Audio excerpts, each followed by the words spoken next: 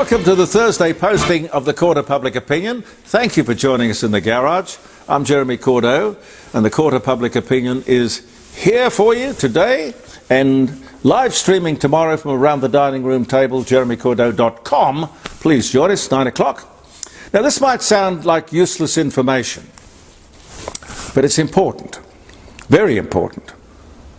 If you want to avoid cancer and live a long, healthy life, you know, I'm talking 250 years, move very slowly, very, very slowly. After studying the Galapagos Island turtles for many years, they still don't know why, but these turtles are the only living creatures on the planet who never seem to get cancer. Diet, environment, genes, no one knows. Having a nice big shell might help. Crack that one, not the shell of course, but the mystery, and you are a certainty for a Nobel Prize. It's there sitting, waiting for somebody. It's time we had a hard, long look at class actions. You know what I mean by a class action? A legal class action. You see these no-win, no-fee legal firms spruiking for business all the time. This latest example is legal, but pretty disgraceful. Thousands of Aboriginal stockmen and women, cooks, general hands, jackaroos and jillaroos and all that sort of thing, were employed by outback stations for many, many years here in Australia. These people, the Aboriginals, were underpaid, but apparently agreed to those terms. There was something rather patronising about all of this in a way. You'll see what I mean as I tell you the story. Aboriginal people can't handle or understand a simple job offer. There is no doubt that they were being taken advantage of, ripped off, but apparently didn't notice until Shine lawyers told them, whoa, and organised a class action. It seems they didn't understand that class action either. Shine with, here's a new phrase for me, I didn't know that this sort of category of enterprise even existed, litigation funders. Litigation funders. Shine and litigation funders embarked on a class action involving thousands of these underpaid workers. No win, no fee. Sounds pretty good, huh? What could possibly go wrong? These litigation funders in themselves are most interesting. They take the risk. They fund the case. And I gather guarantee that the lawyers will get paid. And in return, they get a 250, it's a bit much, 250% guaranteed return on their investment. Worth the risk, I would say. 250%. Now, Four Corners took a good look at all of this last Monday. You may have seen it. The case was long and expensive. Shine lawyers won. The Aboriginals involved should have been delighted, but seems not. While the settlement involved hundreds of millions of dollars, the complainants received between $6,000 and $8,000 each. The lawyers and the funders walked away with $100 million. The complaint seems to be that the Aboriginals who signed off on all of this can't read or write. But hang on. Wait right there. The Aboriginals had legal representation. You didn't know what you were agreeing to. You were surrounded by high-priced lawyers. Your lawyers working for you. Wow. Do I sense another class action opportunity here? I'm not a lawyer. No. Look, something has got to be done. A few weeks back on the Friday show, one of the guests was former state DPP and former judge as well, Stephen Pilaris, who was talking about justice being too expensive and too inaccessible and too hard to understand, too complicated. He's standing for the upper house here in South Australia and will try to do something about all of this, particularly the cost of justice. And we here in the Court of Public Opinion will do what we can to help him, believe me. I think that's a very worthy cause. The Prime Minister the other day pledged himself to lowering the cost of living. Wow, really? While at the same time driving up the cost of living with his renewables crap. Such lies and deception are amazing. Government spending is up this year, $160 billion. All on the never-never, stealing from the generations to come. Labor have done this for years. Wasteful and stupid since 1972. And they've almost sent the country broke several times. Think of Khemlani. Do you remember the Khemlani affair? What are we going to do about this, ladies and gentlemen? Oh, we're going backwards. We're going backwards under Labor. 27% of Australia's GDP being spent, wasted under Labor. Aboriginals, and not the people, of course, but the advisors in the industry and the lawsuits and all of that. The NDIS, foreign aid, LGBTIQ, all the lefty crap in the world. Business is on its knees. And they don't understand. More businesses have gone bankrupt in the last 3 years than in the entire history of Australia. I had to read that several times before I even comprehended it. That is terrible. 3 years of Labor. Look at it. There was a big pay deal announced for doctors the other day, averting a strike. Doctors in my world don't go on strike for more money. Doctors aren't in it for the money. Don't tell me that. They might strike over moral or staffing or health issues. If they went on strike over ramping, that could be okay, that could be fine. Fine by me. Perhaps I should maybe just take off my rose-coloured glasses. Maybe. Let's not gild the lily. The inflation figures that just came out recently were good. But let's look deeper. It should not be our total economic focus. It's obviously an important one, but not the only one. But keep your eye on the big picture. These are the best quarterly figures for the inflation in this country for the past nearly 4 years. 2.1%. Now we've got to go back to the pandemic era, when the economy was on its knees. The government was panicking, pumping in billions to keep things going. Interest rates cut to less than 1%. 0.1%, do you remember? Which is code, but we're stuffed. To hear Labor saying last Wednesday, our economic strategy is working. It's amazing.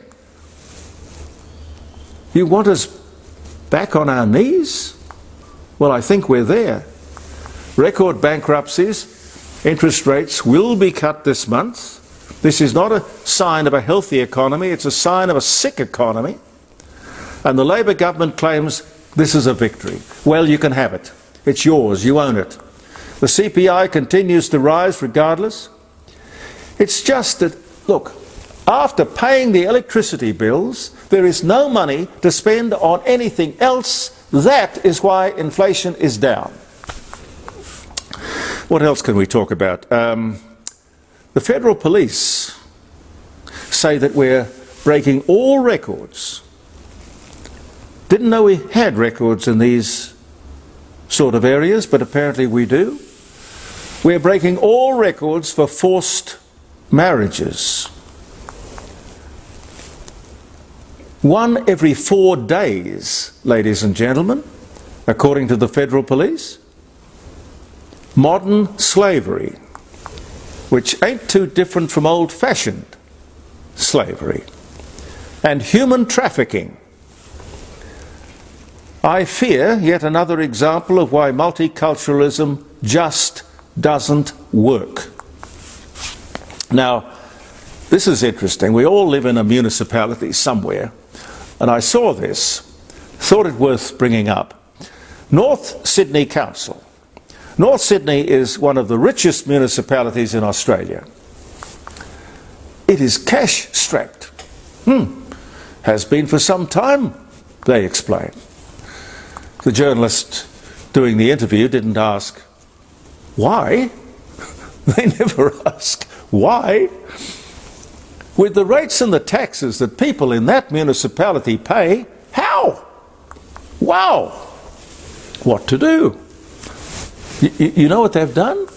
They're going to charge people, coming up to Christmas, they're going to charge people $50 for viewing the Sydney Harbour New Year's Eve fireworks display. Blues Point, one of the, if not the best vantage point on the harbour, Council is going to charge people to watch the fireworks. Okay, I don't know how much money they're going to make out of that. And they're going to charge tax. They're going to apply tax to schools. Because schools are a lot of land. You know, there are playing fields and tennis courts and building. A lot of land. You can just see the cash register working in their eyes.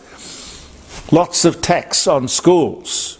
You see, North Sydney is home for most of the prestigious private schools in Australia, who will of course have to pass on the extra cost to the already beleaguered parents.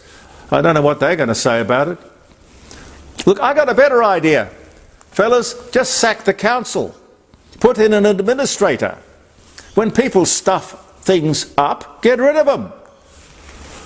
The whole thing about local government, local councils, is that they are riddled with inefficiency, waste, incompetence and duplication. And that is not just North Sydney. Not just North Sydney. I got a call the other day. It was a call centre. Not unusual, but this one was. It was a call centre spruiking for business, asking if I was interested in their service, which happened to be AI, artificial intelligence. And yes, the voice I was speaking to was AI. It was.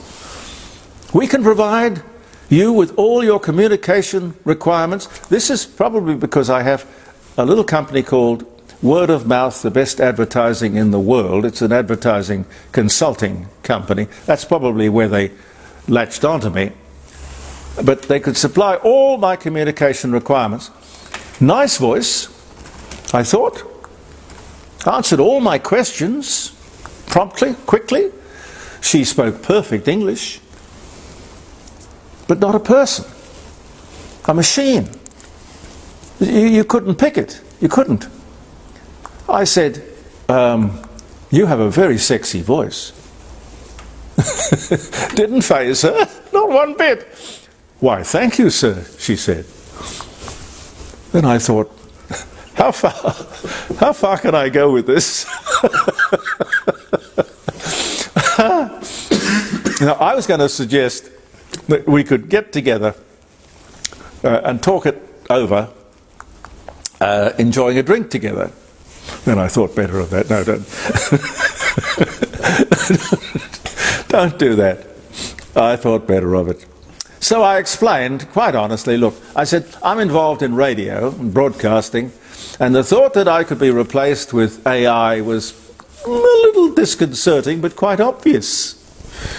Therefore, thank you, but no thank you. I tried to explain to her that turkeys don't vote for Christmas. By the way, keep your eye open for a thing called agentic AI. Agent Tech, Agent Tech, Agent Tech, I think that's how it's said, Agent Tech AI.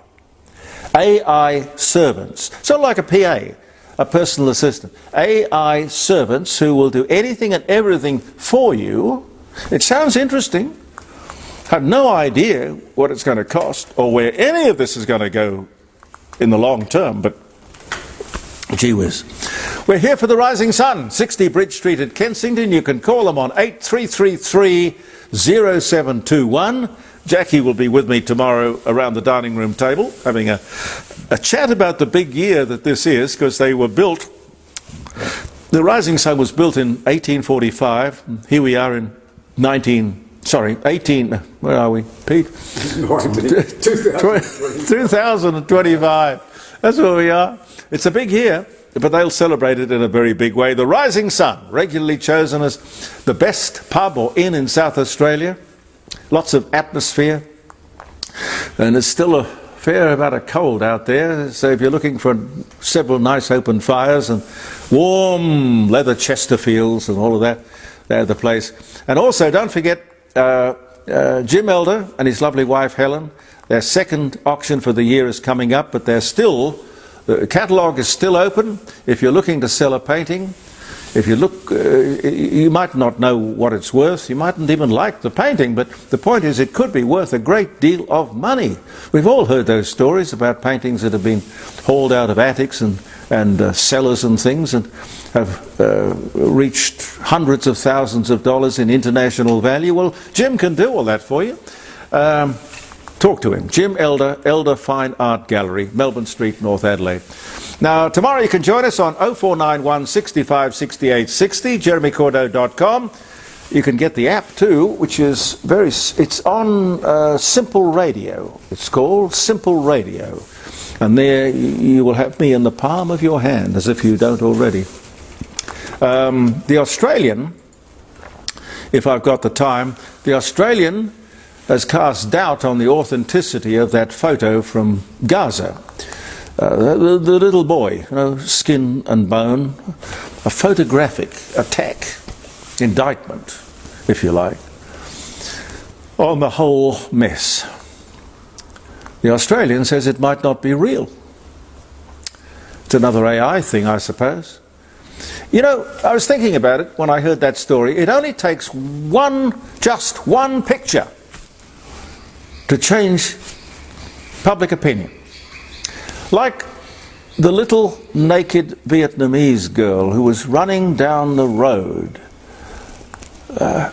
napalm having burned her clothes off her body. That did more to end the Vietnam War than anything else. So potent. The photo of the student standing in front of the tank in Tiananmen Square, refusing. He put down his shopping bags. You remember the photo? That photo, the power of just one picture. Can you think of any others? Call me tomorrow and let me know. The first, one very memorable picture I have in my mind was the first picture taken of Earth from space. No one had ever seen us from that perspective before. The problem these days, of course, is that, I don't know, as the Australian is suggesting, photos can be fake. You can do anything, absolutely anything. I don't know if we should wrap it up or I should... One more. One more. Do you want the good news? I love this story. I love this story if I can fit it in. The CSIRO and the UN have both released a statement on the same day. Wow, what a coincidence. A report saying that renewables are the cheapest way to generate electricity. Well, if this is true, here in South Australia, the capital of renewables, we should see this reflected in our bills. Why is electricity currently 30 to 50% more expensive than it was 3 years ago? To go from the world's cheapest electricity to the most expensive in 3 years requires some explanation. The truth is that if you strip away the government incentives and the one-off bonuses and the batteries, etc., the cost of renewables is enormous. Why the lies? Just tell the truth. We only produce 1%. It makes no difference. 1% of emissions. And these people would have us believe that just 12 hours after Pauline Hanson and Barnaby Joyce announced their private members build a scrap net zero, these reports came out of the blue from CSIRO and the UN. What a coincidence. Would you trust a thing that the UN said about anything? You wouldn't hear it on the ABC. But did anyone get an opposing opinion? An opposing view on any of this? Yet most media types seem to want to go along with this discredited narrative. I say discredited because every bill I get, I'm reminded that it's not just electricity, it's everything, the cost of everything. The great advantage Australia had was cheap electricity, cheap energy. This advantage has been stolen by Labor, and for no good reason. And when I debate with people this argument about we are just 1% of global emissions, you know what I get? We have to set an example to the world. Why? It's the Lima Declaration all over again, and look at the damage that did. I would love to get this Paul Graham, chief energy economist and lead author of this report, on the Friday show, and I will try to do that. But in the meantime, I'll wish you a happy birthday and tell you who you're celebrating the day with. It is August the 7th. Do I get the feeling the year is just flying past? It's disappearing while we watch. Greg Chappell, happy birthday. Greg Chappell, Australian cricket batsman, captain, 87 tests. Born in Adelaide in 1948.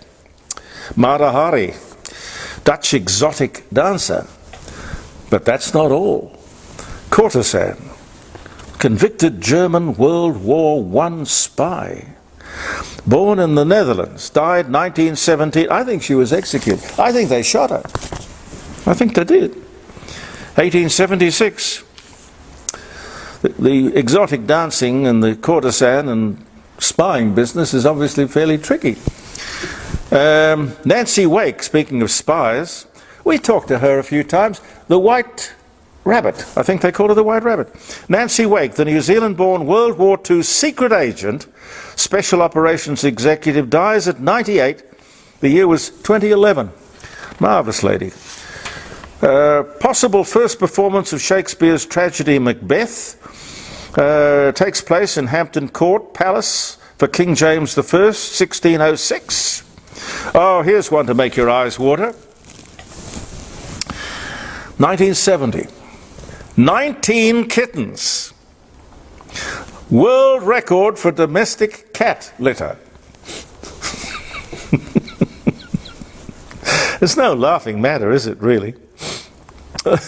Born to 4-year-old Burmese cat Tarawood Antigone in Oxfordshire. It's a hell of a name for a cat, isn't it? Tarawood Antigone. Anyway, can you imagine that? Can you imagine being the mother of 19 kittens? How would you feed them? It's a whole lot of bottoms to lick. It must be awful. Oh, poor creature. Francis Drake's fleet returns to Plymouth after a year spent raiding for Spanish treasure, 1576. They did that quite openly back in those days. It was quite well thought of. Diamond workers in Amsterdam go on strike, 1900.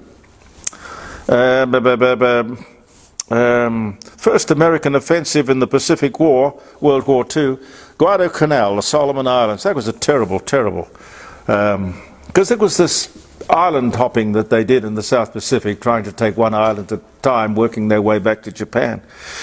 That was in 1942. Oliver Hardy, American comedian, dies at 65. 1957 was the year. Thank you so much for being with us.